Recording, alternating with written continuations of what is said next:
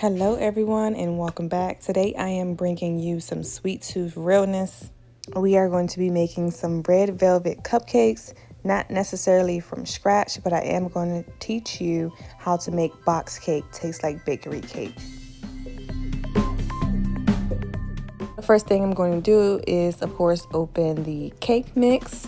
On the back, it has for you to mix 3 eggs, vegetable oil, and water.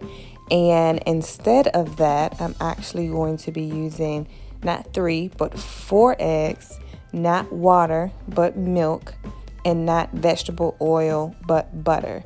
And it's going to be, for the butter and the milk, it's going to be the same measurements.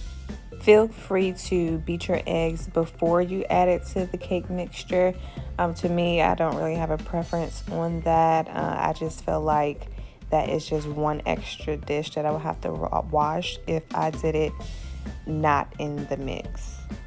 Also, I would suggest that you soften or melt your butter before adding it. It just makes mixing it so much easier.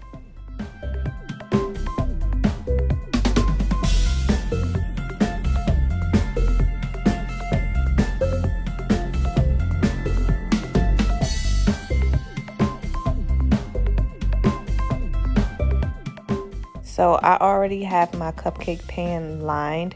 I do have 2 trays of this. I'm only going to be showing one because it's kind of repetitive. But I do have 2 pans that I'm going to be putting in the oven. And one of this red velvet box makes 24 cupcakes. Now you may notice that the mixture is a little bit more runny, and that is because we did add an extra egg, so it made it a little bit more liquidy. But I can guarantee you, and you'll see at the end, that it makes no difference. It still comes out great.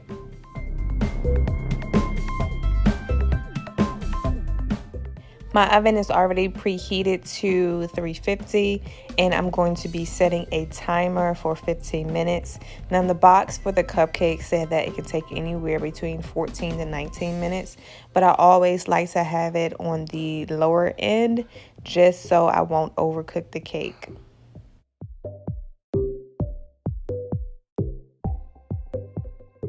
So this is how they came out of the oven. I am going to wait about 15 minutes to let them cool down before I start decorating and putting the icing on.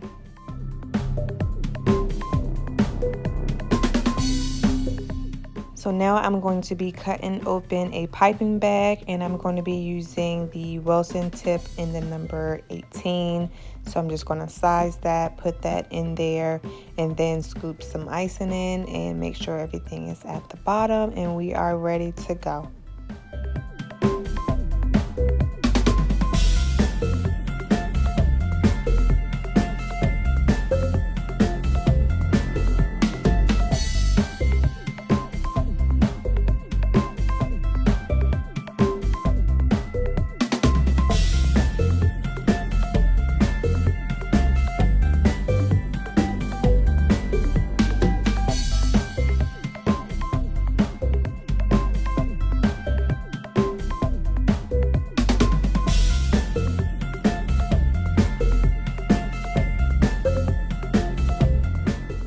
Now, let me go ahead and tell you that your girl is not a cake decorator.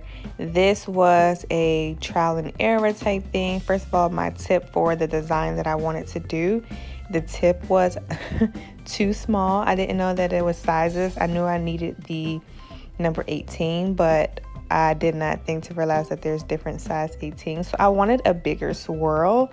It didn't come out like that, and it looked crazy.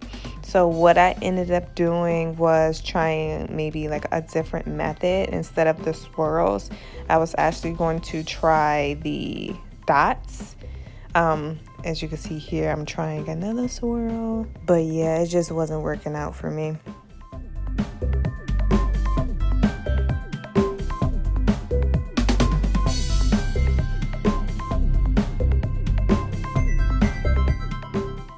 So now I'm going to be trying the dot method that I had just mentioned earlier, and it came out better than the swirls. Again, it probably would have looked better if I had a bigger tip, but what can you do? I just had to make it work. So this is what the method that I ended up doing for the rest of the cupcakes. This is the store brand, the Walmart brand cream cheese icing. I really don't like regular icing. The only icing I will eat is the cream cheese, and that's very rarely that I would do that. Plus, my family is not a big icing eaters, so I am only going to be doing half of the batch of cupcakes and icing, and I'm going to be leaving the rest plain. And I really only did the icing for decoration for the video, to be completely honest with you guys. But I did eat a couple of them so far with the icing on, and it wasn't that bad. A pro tip for beginners: when you're working with icing in the piping bag, you have to move quick, because what I noticed what was happening was that the warmth from my hands was actually making the icing softer, which means it didn't hold its form as well as when I first started. So I'm thinking if this happens, I should have just put it in the refrigerator for a few minutes to let it kind of harden back up, so the cupcakes can actually, with the icing on the cupcakes, can keep its form, because towards the end it was kind of more runny and just looked like a big glob.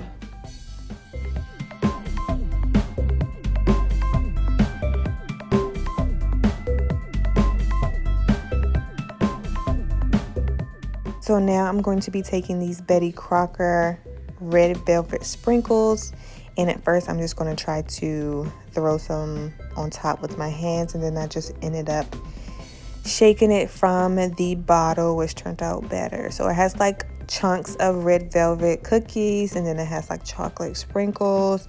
It really tied everything together, and it hid some of my icing disaster.